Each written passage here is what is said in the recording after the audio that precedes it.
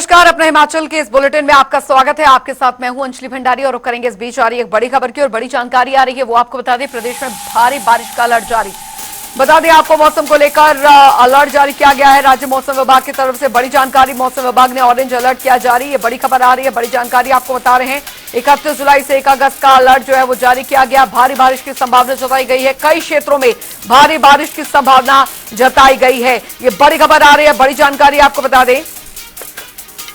प्रशासन ने लोगों से अपील की है कि वो घरों से बाहर ना निकले खराब मौसम के दौरान। तो बड़ी खबर आपको बता दें, प्रदेश में बारिश का अलर्ट जारी है। तो भारी बारिश का अलर्ट जारी किया गया। मौसम विज्ञान विभाग ने ऑरेंज अलर्ट जारी किया है। जो जानकारी आ रही है, 31 जुलाई से 1 अगस्त का अलर्ट जो है वो जारी किया गया है। बड़ी खबर, कई क्षेत्रों में भारी बारिश की संभावना जताई गई है। भारी बारिश की संभावना 2 अगस्त तक मौसम खराब रहने का अनुमान लगाया गया है।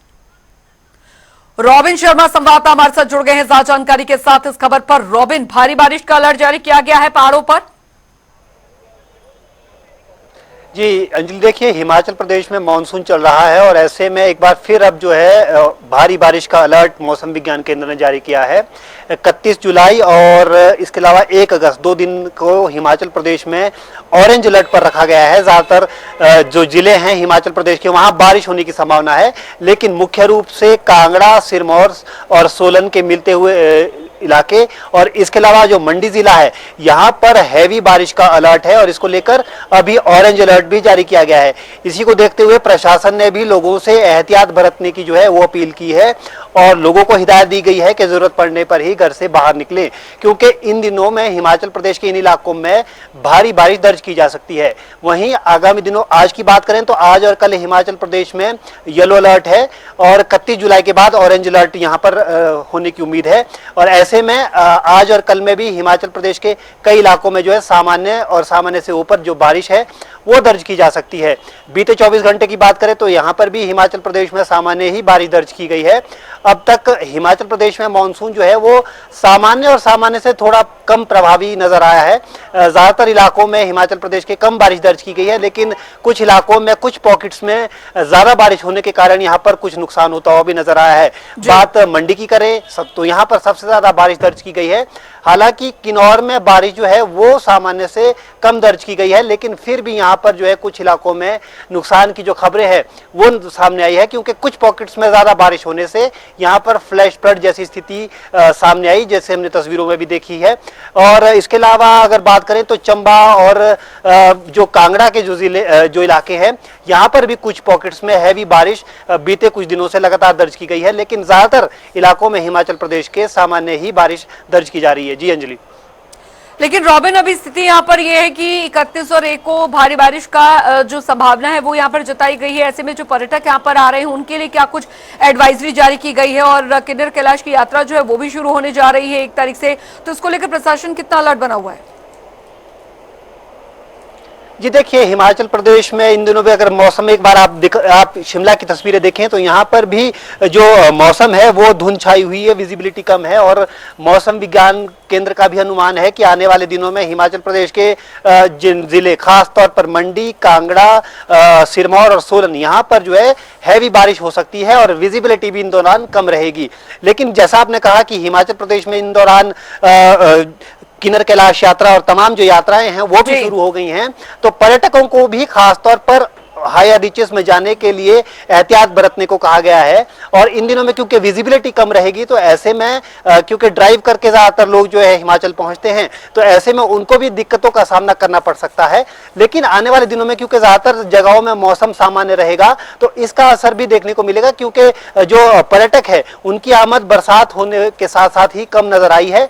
लेकिन आने वाले दिनों में जब क्योंकि एक बार जब मौसम है वो सामान्य होगा तो ये आमद बढ़ती हुई नजर आ सकती है। लेकिन अभी फिलहाल जिस तरह का मौसम हिमाचल प्रदेश में बना हुआ है और खासतौर पर 2 दिनों को लेकर जो एडवाइजरी जारी की गई है, तो ऐसे में ज्यादातर जो अगर निचले प्लेन इलाकों से पर्यटक हिमाचल आते भी हैं तो उनके लिए भी एहतियात बरतने को कहा गया है और खासतौर पर जोखिम भरी इलाकों से दूर रहने को कहा गया है। नदी नालों से दूर रहना एक बहुत बड़ी इसको लेकर एडवाइजरी जारी की गई है, क्योंकि ज्यादातर जो हादसे हैं वो नदी नालों के करीब होते हैं, क्योंकि फ्लैश फ्लड कुछ इलाकों में, कुछ पॉकेट में हैवी बारिश के बाद फ्लैश फ्लड की घटना सामने आती है, जिसमें सबसे ज़्यादा नुकसान होता है। तो ऐसे में फ्लैश फ्लड जैसी स्थितियों से नुकसान ना हो और जान माल का नुकसान ना हो, इसको लेकर एडवाइजरी जारी की गई है। और चाहे यहाँ के स्थानीय लोग हो, चाहे बाहर से आने वाले पर्यटक, तमाम लोगों को हिदायत भी जारी की गई है। जी बिल्कुल, जनजीवन पूरी तरीके से अस्त व्यस्त हो जाता है, खासकर जो पहाड़ी इलाके हैं वहां पर अगर बात यहाँ पर की जाए, क्योंकि कई ऐसे पहाड़ी क्षेत्र हैं जहां पर जब भी बारिश या बर्फबारी होती है तो जो पूरी मेन सड़क है उनसे उनका कट हो जाता है। ऐसे में वहां पर किस तरह की व्यवस्थाएं की गई हैं ताकि अगर कोई फंस जाता है तो उन्हें सकुशल बाहर निकाला जा सके? देखिए अंजलि, हिमाचल प्रदेश में इस बार जो मानसून है वो सामान्य से कम रहा, लेकिन फिर भी बहुत सी जगहों पर जो है यातायात ठप हुआ, सड़कें बंद हुई, क्योंकि पहाड़ी इलाका है।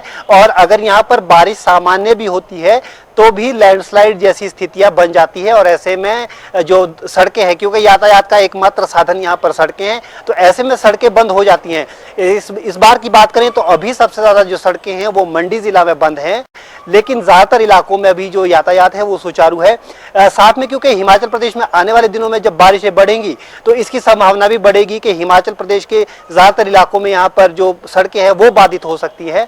हालांकि जो प्रशासन है वो भी मुस्तैद है, पहले ही इसको लेकर तैयारियां कर दी गई थी और आपदा प्रबंधन जो एक्ट है उसके तहत यहाँ पर काम किया जा रहा है। समय समय पर सभी विभागों की संयुक्त रूप से बैठकें हो रही हैं, ताकि किसी भी परिस्थिति में अगर यहाँ पर सड़कें बाधित होती हैं या पेयजल व्यवस्था है, इसके अलावा बिजली की जो लाइन है वो बाधित होती हैं, तो उनको कैसे जल्दी से जल्दी दुरुस्त किया जाए, ताकि खास तौर पर इमरजेंसी मौकों पर, जब यानी कि किसी को अस्पताल जाना हो, किसी को समय रहते अस्पताल पहुंचाना, तो ऐसी परिस्थितियों के लिए जो है यातायात सुचारू हो सके, इसको लेकर लगातार बैठकें भी हो रही है। और मशीनों को भी जो ज्यादा घटना संभावित क्षेत्र है वहां पर पोस्टेड कर दिया गया है, वहां पर डिपोट कर दिया गया है, ताकि उन परिस्थितियों के लिए वहां पर जो है जल्द से जल्द जो है यातायात है उसको सुचारू किया जा सके। जी बहुत बहुत शुक्रिया रॉबिन इस तमाम जानकारी के लिए। तो राज्य मौसम विभाग द्वारा यह अलर्ट जारी किया गया है, भारी बारिश का यह अलर्ट 2 दिनों का रहने वाला है,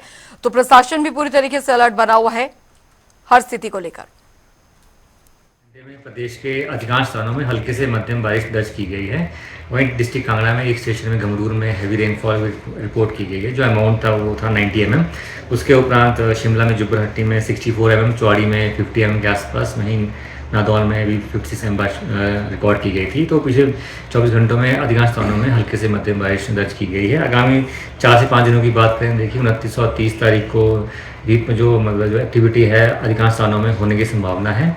फिर ये जो एक्टिविटी है 31 जुलाई को थोड़ी इंटेंसिटी वाइज और डिस्ट्रीब्यूशन वाइज पिकअप करेगी, और इसके चलते 31 जुलाई और 1 अगस्त को जो हमारे क्षेत्र हैं, स्पेशली कांगड़ा, ऊना और बिलासपुर मंडी, यहाँ पे heavy to very heavy rainfall होने की संभावना है।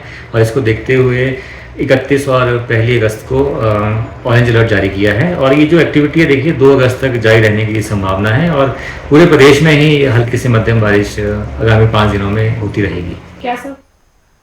और रुक करेंगे अगली बड़ी खबर की ओर। बड़ी जानकारी आ रही है चंडीगढ़ से, जहां पर शिमला हाईवे पर लैंडस्लाइड हुई है। बोलेरो कैंपर पर गिरी पहाड़ी हादसे में एक व्यक्ति की मौत हुई है, 3 लोग घायल बताए जा रहे हैं। घायलों का अस्पताल में इलाज जारी है। आपको बता दें कि अखबार लेकर शिमला जा रही थी गाड़ी, तो पुलिस ने मामला दर्ज कर आगामी जो कार्रवाई है वो शुरू कर दी है। तो बड़ी खबर आपको यहाँ पर बता दें, बड़ी जानकारी, लैंडस्लाइड हुई है, पुलिस ने मामला दर्ज कर आगामी कार्रवाई जो है वो शुरू कर दी है।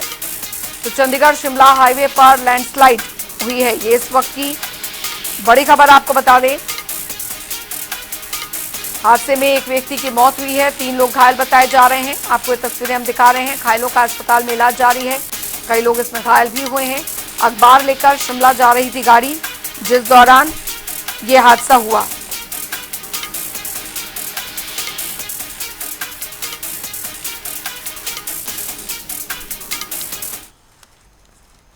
और एक और बड़ी खबर, बड़ी जानकारी इस बीच आपको बताने जा रहे हैं, यहां पर आ रही है।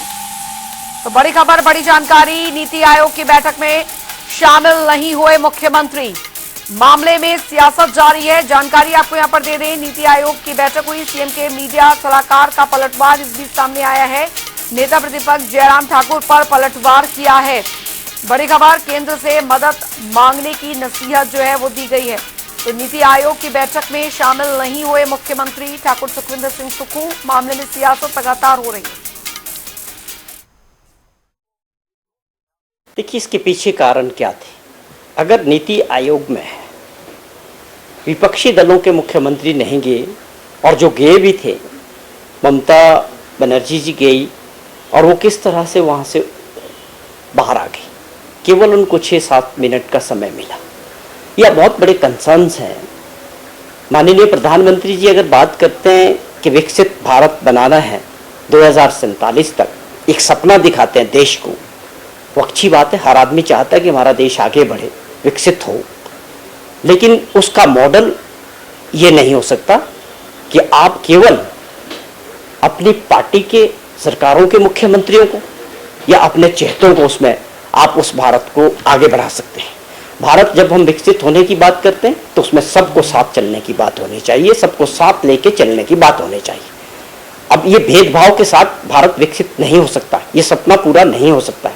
आप सपना दिखा रहे हैं, बहुत अच्छा है, हमको भी अच्छा लगता है, लेकिन उसके लिए ग्राउंड पे जो है उस तरह का माहौल होना चाहिए। आपको सभी को साथ लेके चलना था। हर राज्यों के मुख्यमंत्री की, वो किसी भी दल का हो सकता है, उनकी क्या परिस्थितियां, क्या वो 7 मिनट के अंदर अपनी सारी बात नीति आयोग की मीटिंग में माननीय प्रधानमंत्री जी के सामने रखना, इज इट पॉसिबल? 7 मिनट में कोई मुख्यमंत्री अपने राज्य की बात रख सकता है? ये व्यवहारिक नहीं है।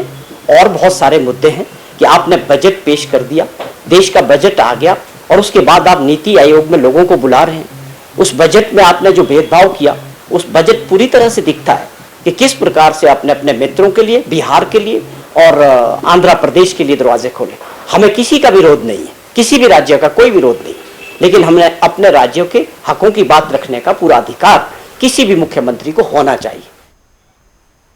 उधर आपको बता दें कि बीजेपी विधायक रणधीर शर्मा ने दरअसल प्रदेश सरकार पर निशाना साधा है। उन्होंने सरकार पर गंभीर आरोप लगाए हैं। उन्होंने कहा कि सरकार की ओर से प्राइवेट अस्पतालों से हिम केयर सुविधा को बंद कर दिया गया है। इस जन विरोधी फैसले का बीजेपी कड़ा विरोध करती है। प्राइवेट हॉस्पिटल्स में हिम केयर कार्ड की सुविधा को बंद करना वर्तमान हिमाचल सरकार का एक जन विरोधी निर्णय है, जिसकी भारतीय जनता पार्टी कड़ी निंदा करती है। हम सब जानते हैं, पिछली भारतीय जनता पार्टी की सरकार ने केंद्र सरकार द्वारा चलाई जा रही आयुष्मान योजना को सप्लीमेंट करते हुए एक हिम केयर योजना चलाई थी, जिसका कार्ड बनाने के बाद 5 लाख तक का इलाज अनेक हॉस्पिटल्स में, स्वास्थ्य संस्थानों में मुफ्त में हो जाता था।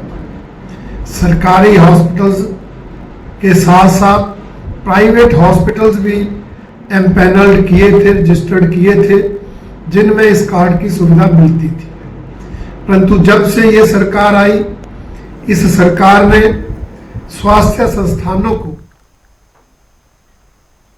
उधर Himachal Pradesh tourism development corporation pensioners welfare association के महासचिव मदन लाल ने दरअसल प्रेस कॉन्फ्रेंस की, और इस दौरान उन्होंने बताया कि टूरिज्म डेवलपमेंट कॉरपोरेशन के 901 में से 350 पेंशनरों को हायर पेंशन मिलना शुरू हो गई है, और वहीं बाकी लोगों को हायर पेंशन मिलने की प्रक्रिया जारी है।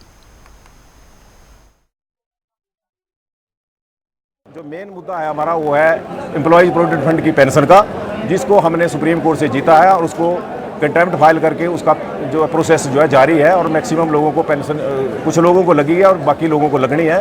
तो हमारा कंटेम्प्ट से प्रयास है कि वो जल्दी से जल्दी उनको लगे, और ये बेनिफिट बाकी कारपोरेशनों को भी मिल रहा है। जो हिमाचल की कारपोरेशन है और ऑल इंडिया में जितनी भी पब्लिक सेक्टर अंडरटेकिंग है और प्राइवेट कंपनी है, उनको ये हमारी जो जजमेंट है उसका बेनिफिट मिला है। हमारे जो लगभग 900 आदमी थे, उनमें से 350 को लग चुकी है, और लगभग बाकियों का प्रोसेस जारी है, लगाने का प्रोसेस जारी है। उनको धीरे धीरे हर महीने लग रही है। हमारा कार्य रहेगा कि जो पेंशन लगा रहे हैं वो भी अभी कम है, उसका फार्मूला गलत है। हमने अभी भी कोर्ट में इनके ऊपर एक केस और कर दिया है प्रोविडेंट फंड के ऊपर, और वहाँ से जैसे ही निर्णय आएगा हमारी फेवर में आएगा, और हमारा जो है इंडिविजुअल आदमी किसी की कोई समस्या है उसके को भी हम कोर्ट में ले जा रहे हैं, अगर वो उसको पेंशन नहीं दे रहे हैं, किसी वजह से कोई बहाना बना रहे हैं।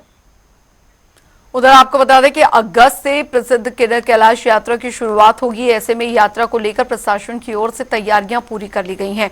वहीं यात्रा के लिए ऑनलाइन वेबसाइट के जरिए आवेदन कर सकते हैं। इस वर्ष जहां पर तंगडिंग गांव से किन्नर कैलाश की यात्रा की जाएगी, वहीं आपको बता दें कि पुरबनी गांव में इसे भी प्रशासन ने यात्रा के लिए निर्देश जारी किए हैं। लेकिन पुरबनी गांव से यात्रा शुरू करने के लिए पैदल मार्गों की दशा को ठीक करने और पीने के पानी की सुविधा और अन्य व्यवस्थाओं को पूरा किया जा रहा है। जहाँ तक मेरे को ध्यान है, जो हमारी सब डिवीजन लेवल की टीम है एसडीएम कल्पा की अध्यक्षता में, वो इस जो यात्रा है हमारी किन्नर कैलाश उसको मैनेज कर रहे हैं। और इनिशियली जैसे कि पुरबनी वाले रूट को भी ओपन करने की बात हुई थी, but I think preliminary assessment जो की थी तो उसके एक दो स्पॉट थे जो थोड़े से टफ लगे थे टीम को। तो आई होप उसको हम टाइमली तरीके से कोशिश करेंगे कि उसको भी थ्रू किया जाए। और अगर बाई चांस अगर दिक्कतें आती हैं उसमें, अगर वो सेफ नहीं है, तो जो नॉर्मल हमारा हर साल की तरह ट्रेडिशनल रूट है उसी के थ्रू ये यात्रा कवर की जाएगी। हालांकि ये यात्रा में अगर किसी भी टाइम पे हमको ऐसा लगता है कि मौसम खराब है और लोगों की जान माल को खतरा है, तो we will take the decision accordingly weather conditions को देखते। उधर आज के आधुनिक दौर में जहां पर मोबाइल आम इंसान से लेकर करोड़पति तक की सबसे बड़ी जरूरत है, मोबाइल पर ही देश का व्यापार टिका है। लेकिन वहीं ये मोबाइल की आदत हमारे स्वास्थ्य के लिए बेहद खतरनाक भी साबित हो रही है। तो यूजली जब हम नेक को ज़्यादा फॉरवर्ड रखते हैं, ग्रेविटी लाइन से आगे की तरफ ज़्यादा झुका के रखते हैं, उससे सर्वाइकल क्रिएट होता है। ये नेक के ख़राब पोस्चर के कारण होता है।